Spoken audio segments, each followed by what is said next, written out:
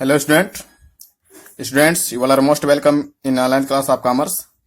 Dear student, in your previous class, various topic regarding the bills of exchange has been discussed.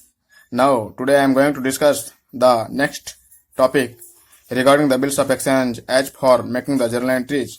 Means the topic is that when the bill is discounted from the bank, अर्थात कि bills of exchange के अंतर्गत जब bills का प्रयोग किया जाता है for the purpose of credit transaction, और इस स्थिति में जब ड्रावर ड्राई से मैच्योरिटी डेट के पहले पैसा प्राप्त करना चाहता है लेकिन उससे वो नहीं प्राप्त होता, तो क्या करता है, बैंक से डिस्काउंटिंग के आधार पर इनकैश कर लेता है। तो चलिए इस स्थिति में जानते हैं कि क्या जर्नल एंट्रीज होती है।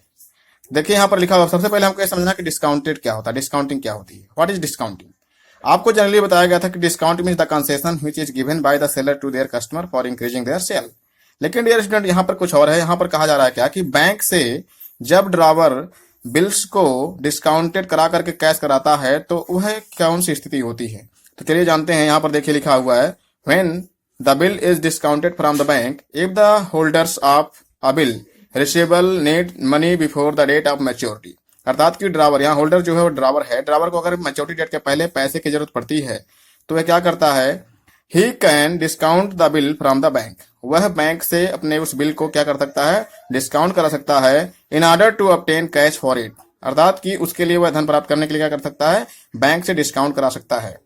Discounting means encashing the bill before the date of its maturity और borrowing from the bank on the security of the bill. The discount deducted by the bank is actually the amount of interest charged by the bank for lending the money. The amount of discount depend upon the rate of interest and the remaining period of the bill. कहने का तात्पर्य समझिएगा dear, कि जिस दिन पे bills को draw किया जाता है उस डेट से लेकर के लास्ट डेट तक, या फिर बीच में जिस डेट पर बैंक से डिस्काउंट करवाता है ड्रावर, उस डेट से लेकर के मैच्योरिटी डेट तक क्या किया जाता है, इंटरेस्ट चार्ज किया जाता है।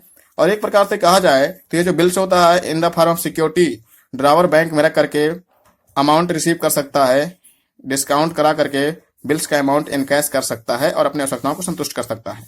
तो इस स्थिति में क्या जर्नल एंट्रीज होगी, चलिए उसको जानते हैं। तो डियर स्टूडेंट, आपको मैं बताया था कि जब जिसके ऊपर इफेक्ट पड़ता है उसी के बुक में एंट्री होती है। तो यहाँ पर कभी ड्रावर के ऊपर इफेक्ट पड़ेगा, कभी ड्राई के ऊपर इफेक्ट पड़ेगा, तो इन दोनों बातों को समझना है। तो यहाँ देखिए लिखा हुआ, दो ट्रांजेक्शन है, journal entries in the books of drawer and dry.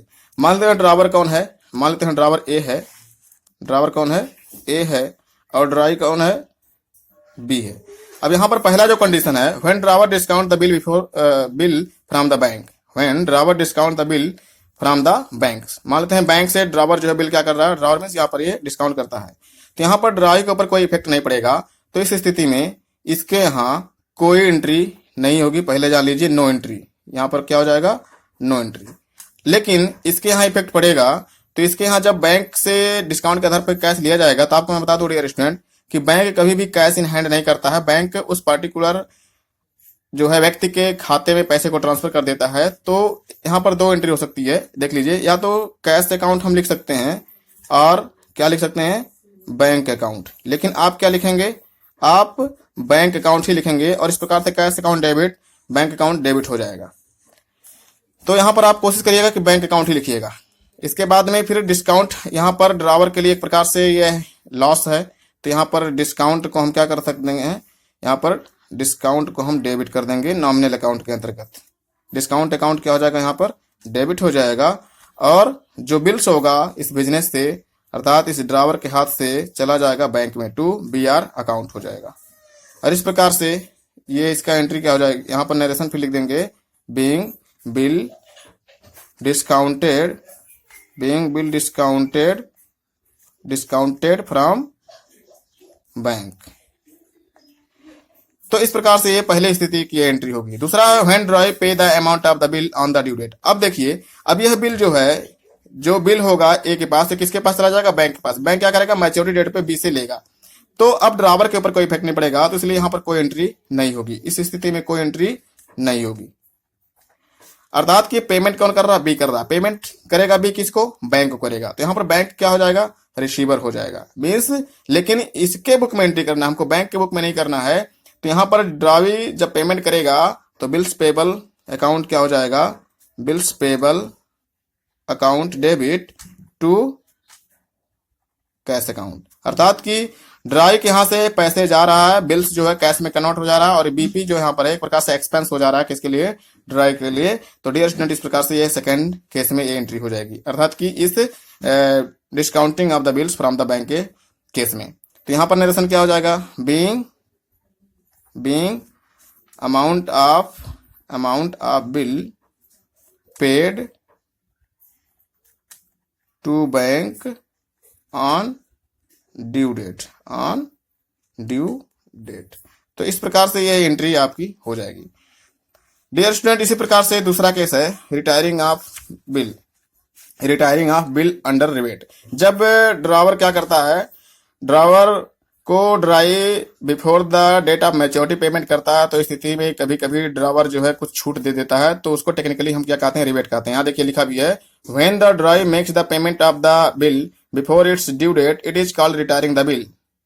उसको बोलते हैं retiring the bill. Retiring the bill का मतलब क्या हुआ यहाँ पर कि before the date of maturity if the drawee make the payment to the drawer, तो in this case that is known as retiring the bills हो जाएगा। और इसके लिए जो डिस्काउंट दिया जाता है, in such case the holder of the bill usually allows him discount technically called rebate. और इस प्रकार से इस स्थिति में जो डिस्काउंट दिया जाता है उसको टेक्निकली क्या कहा जाता है, रिबेट कहा जाता है। तो इसीलिए इसको यहाँ पर हेडिंग दे दिया गया कि रिटायरिंग अ बिल अंडर रिबेट। अब यहाँ पर रिबेट और डिस्काउंट में समझ में आ गया होगा, डिस्काउंट बैंक से संबंधित है और यहाँ पर बैंक का कोई जो है कनेक्शन नहीं है। तो इस स्थिति में क्या एंट्री हो जाएगी, इस स्थिति में एंट्री आपकी हो जाएगी, पहली एंट्री हो जाएगी इसमें cash account debit, rebate account debit to bills receivable account.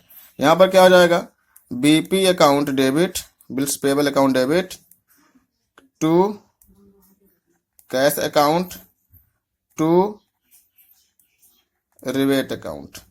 तो इस प्रकार से ये एंट्री यहां पे हो जाएगी।